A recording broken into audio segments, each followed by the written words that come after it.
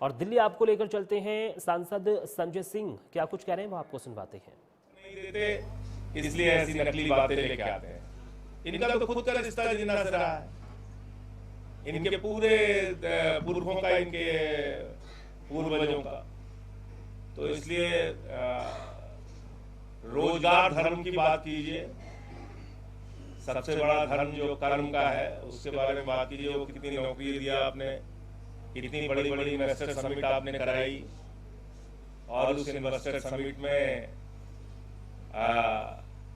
लाखों करोड़ रुपए बताया आपने कि साहब हम उत्तर प्रदेश के विकास के लिए ला रहे हैं, उद्योगों के विकास के लिए ला रहे हैं।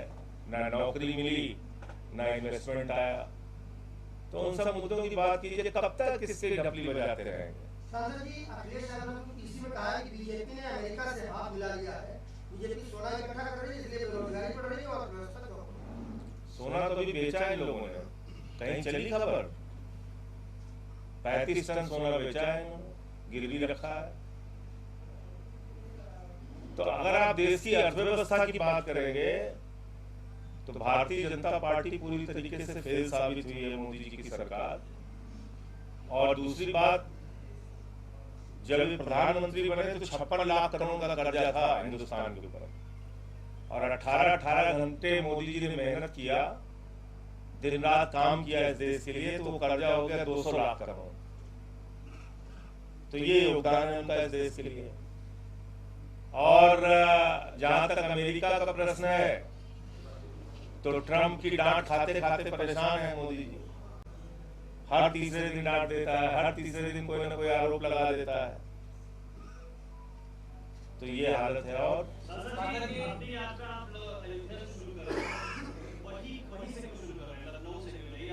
भैया, हमारा घर सुल्तानपुर पड़ा है, बगले अयोध्या है, अवध के रहने वाला वहीं पैदा है। अयोध्या में जाए कोनो पाबंदी है का? सरयू नदी से शुरुआत करेंगे। सांसद जी, प्रश्न ये है, शिक्षक और जो शिक्षा पाने वाले हैं, ये चुनाव के समय ही सारे मुद्दे बाहर आते हैं, चुनाव के बाद इनको कोई नहीं पूछता है। तो क्या कोई ऐसी क्रांति आएगी? कम से कम आप आम आदमी पार्टी के बारे में और मेरे बारे में ये आरोप नहीं लगा सकते हैं।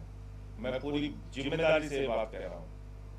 चाहे वो शिक्षा मित्रों का मुद्दा हो, सुन तो लीजिए, चाहे वो शिक्षा मित्रों का मुद्दा हो, चाहे वो अन्वेषकों का मुद्दा हो, चाहे आशा बहुओं का मुद्दा हो, किस मुद्दे पे हमने लड़ाई नहीं लड़ी। तो ये मत। और उत्तर प्रदेश में स्कूल जब बंद हो रहे थे बच्चों के, गांव में जाकर लड़ाई लड़ी। मैं तो गांव में जाकर धरने दिया हूं, सुप्रीम कोर्ट तक गया मैं। अभी बांदा में स्कूल बंद हो रहा था, चित्रकूट में, वहां हमारे कार्यकर्ताओं ने लड़ाई लड़ी, स्कूल खुलवाया वहां। तो कम से कम आम आदमी पार्टी पे ये आरोप नहीं लगा सकते आप कि हमने सिर्फ चुनाव के समय इसको मुद्दा बनाया ना। हमने स्कूल को, अस्पताल को, रोजगार को हमेशा प्राथमिकता में रखा। दो बड़ी बातें कही हैं। एक तो उन्होंने कहा कि एक भी पीडीए का अधिकारी नहीं है यूपी में, और दूसरा उन्होंने ये भी कहा है कि अगर आधार को नहीं माना एसआईआर में तो हम सुप्रीम कोर्ट जाएंगे। देखिए, मैं मोटे मोटे तौर पे बता दूं, अभी महोबा का मैंने प्रेस कॉन्फ्रेंस करके खुलासा किया था। एक गांव में कुल 16,000 वोट है, और उस 16,000 वोट में से एक घर में 4,271 वोट है। क्या करिएगा? एक ही घर में 4,271 वोट है। तो एसआईआर में बार बार कह रहा हूं कि ज्ञानेश कुमार का भारतीय जनता पार्टी के साथ मिली भगत करके उनके एजेंट के तौर पे पूरे देश में चुनावी घोटाला करने का एक माध्यम है एसआईआर।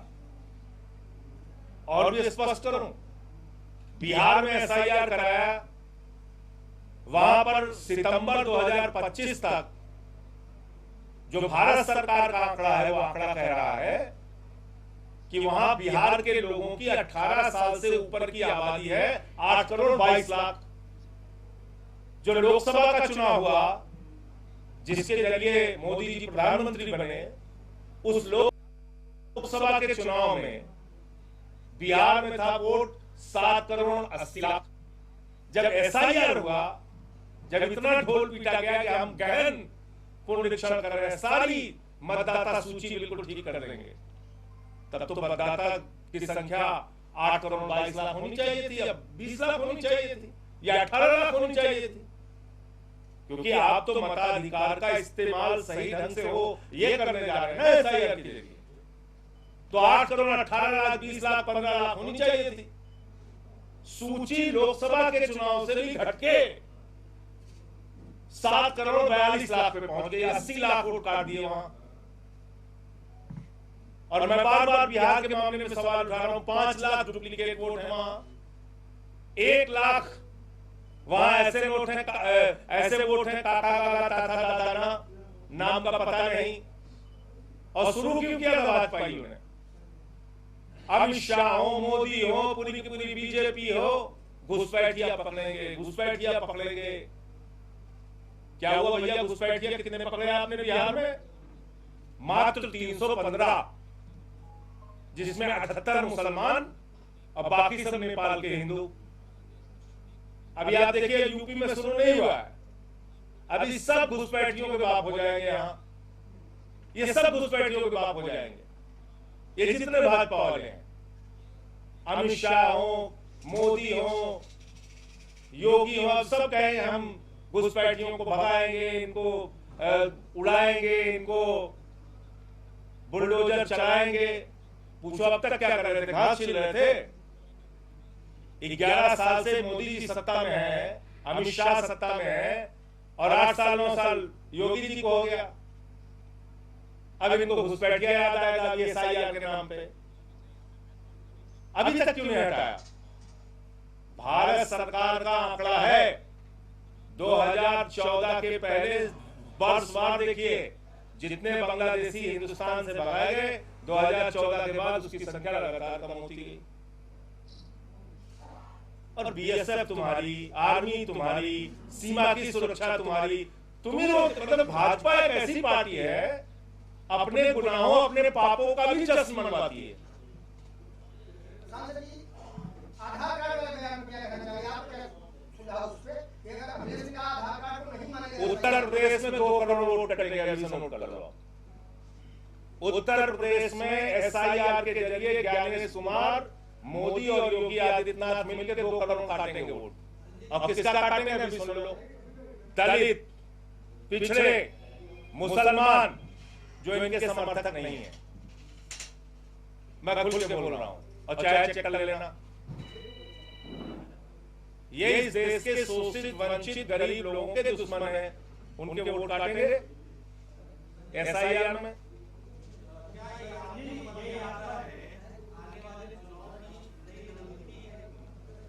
अब देखिए, तो शुरुआत कर रहे हैं, बाकी उत्तर प्रदेश की जनता को तय करना है, नौजवानों को। बेरोजगारी की मार जो झेल रहे हैं, किसान हो, चाहे वो कुटीर लघु उद्योग से जुड़े हुए लोग हों, वो लोग, उन लोगों को तय करना है।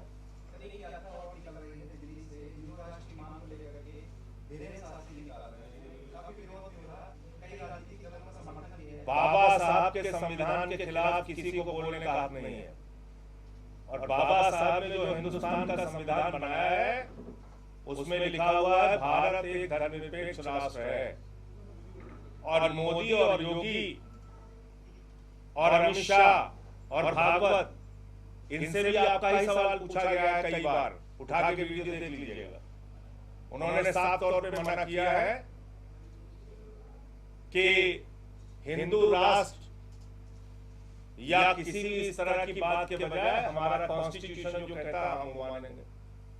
तो बाबा साहब के संविधान से बड़ा कौन है, आप जरा बताइए।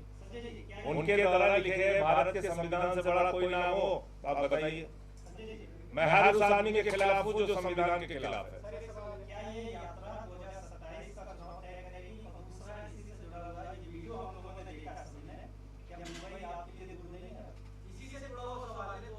देखिए,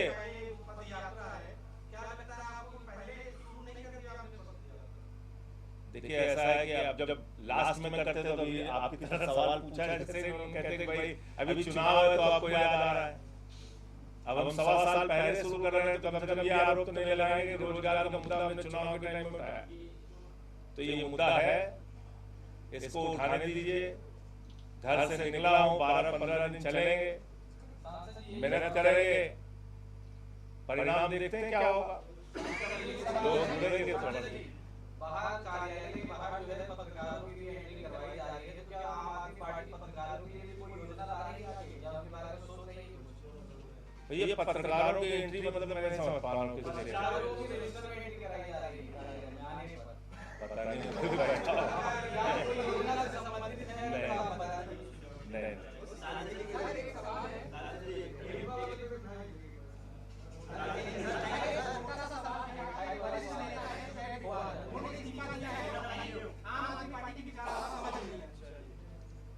अब देखिए उस पे मैं अभी कोई कमेंट नहीं करूंगा।